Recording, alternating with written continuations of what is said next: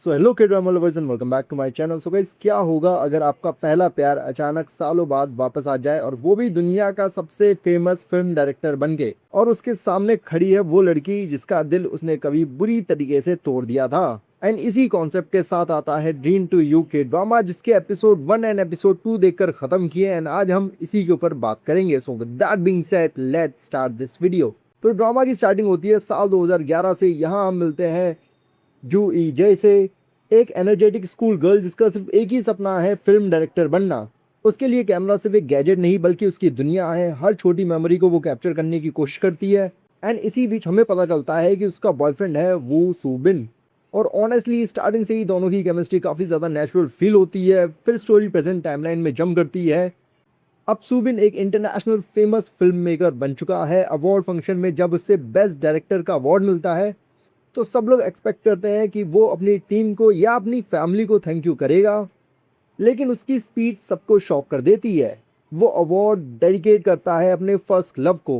And बस यही moment media के लिए ब्रेकिंग न्यूज़ बन जाता है। एंड उसके बाद वो अनाउंस करता है कि वो कोरिया वापस आ रहा है। ये अनाउंसमेंट सिर्फ ऑडियंस ही नहीं, ये जय की लाइफ भी कम्प्लीटली चेंज कर देती है। एंड अब बात करते हैं मेरी ईजय की। जिस लड़की का ड्रीम डायरेक्टर बनना था वो अब एक टीवी रिपोर्टर बन चुकी है। यानी लाइफ ने उसके सारे प्लान्स बदल दिए। वो स्माइल ज़रूर करती है लेकिन क्लियरली दिख रहा होता है कि वो अंदर से अपने पास को भूल नहीं पाई। एंड यही इमोशनल लेयर ड्रामा को और भी ज़्यादा अलग बनाती है। एंड सबसे अनएक्सपेक्टेड सीन तब आता है जब सूबिन डायरेक्टली उसके ऑफिस पहुंच जाता है। टीजे उसे देखते ही पैनिक हो जाती है। वो उसे फेस करने की जगह भाग जाती है और इसी पॉइंट पर ड्रामा फ्लैशबैक में चला जाता है और हमें दिखाया जाता है इन दोनों के स्कूल डेज। सुबिन बिल्कुल अलग था। उसकी लाइफ ऑलरेडी डिसाइडेड थी कि उसे डॉक्टर बनना था। उसके पेरेंट्स जो बोलेंगे उसे वही करना था। उसके पास कोई ड्रीम नहीं था। एंड फिर उसकी लाइफ में आती है ईजे, जो हर रोज़ अपने पैशन के लिए फाइट करती है। एंड धीरे धीरे सुबिन भी रियलाइज़ करता है कि वो अपनी लाइफ खुद चूज़ कर सकता है। एंड यहाँ से रोमांस नेचुरली डेवलप होता है। कोई अननेसेसरी चीज़ सीन नहीं होते, बस छोटे छोटे मोमेंट्स होते हैं जो इस रिलेशनशिप को और भी ज़्यादा बिलीवेबल बनाते हैं। एक सीन मुझे पर्सनली बहुत ही ज़्यादा पसंद आया, जब कोई ईजे का कैमरा तोड़ने की कोशिश करता है और सूबिन बिना सोचे उसके लिए खड़ा हो जाता है। एंड वो सिर्फ उसका कैमरा नहीं बचा रहा था, वो उसके ड्रीम को प्रोटेक्ट कर रहा था। और उसी मोमेंट के बाद सूबिन कन्फेस करता है कि वो फिल्म मेकर बनना चाहता है बिकॉज ईजे ने उसे सपना देखना सिखाया। एंड ये लाइन पूरे ड्रामा की फाउंडेशन है। प्रेजेंट में सूबिन रिपीटेडली रिलेशनशिप को फिक्स करना चाहता है लेकिन ईजे उसे इग्नोर करती रहती है और झूठ तक बोल देती है कि उसकी शादी हो चुकी है, सिर्फ इसलिए ताकि सूबिन उसकी लाइफ से चला जाए। लेकिन वो अब भी उसे भूल नहीं पाई। हमें युग्योन से भी इंट्रोड्यूस कराया जाता है, जुयो का सबसे बेस्ट फ्रेंड।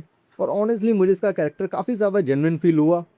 एंड वो सुबिन को बिल्कुल भी पसंद नहीं करता। उसके हिसाब से सुबिन ने सिर्फ एजे का दिल नहीं तोड़ा बल्कि उसके सपने भी तोड़ दिए। एंड एपिसोड के एंड में सुबिन उनका पुराना स्क्रीन पे निकालता है। वो चाहता है कि दोनों मिलकर उसे कंप्लीट करें लेकिन ईजे उसे रिजेक्ट कर देती है। और फिर बारिश वाला इमोशनल सीन आता है। फ्लैशबैक में हम देखते हैं कि ब्रेकअप के बाद ईजे रोज सुबिन के घर जाती थी सिर्फ एक एक्सप्लेनेशन के लिए, लेकिन उसे कभी भी जवाब नहीं मिला। एंड अब प्रेजेंट में वो उसे बारिश में अकेला छोड़कर चली जाती है, बिल्कुल वैसे ही जैसे सुबिन ने उसे अकेला छोड़ दिया था। एंड यहीं पर एपिसोड 1 एंड हो जाता है। एंड एपिसोड 2 और भी ज़्यादा इमोशनल है। फ्लैशबैक्स में हम देखते हैं कि दोनों मिलकर शॉर्ट फिल्म्स बनाते थे, कंपटीशन जीतते थे, फ्यूचर प्लान करते थे, एक स्क्रीन प्ले लिखते हैं। एंड ये स्क्रीन प्ले सिर्फ स्क्रिप्ट नहीं बल्कि उनके फ्यूचर का सिंबल है। लेकिन दूसरी तरफ फैमिली प्रेशर काफ़ी ज़्यादा बढ़ता जा रहा है, स्पेशली सुबिन के पेरेंट्स जो उसे डॉक्टर बनाना चाहते थे। एंड यहाँ से स्टोरी और भी ज़्यादा कॉन्फ्लिक्ट हो जाती है। प्रेजेंट टाइमलाइन में EJ grape farm shoot cover करने जाती है और सरप्राइज गेस्ट कोई और नहीं बल्कि सुबिन होता है। इंटरव्यू के दौरान सुबिन अनाउंस करता है कि वो कोरिया सिर्फ मूवी डायरेक्ट करने के लिए नहीं आया बल्कि किसी और वजह से वापस आया है।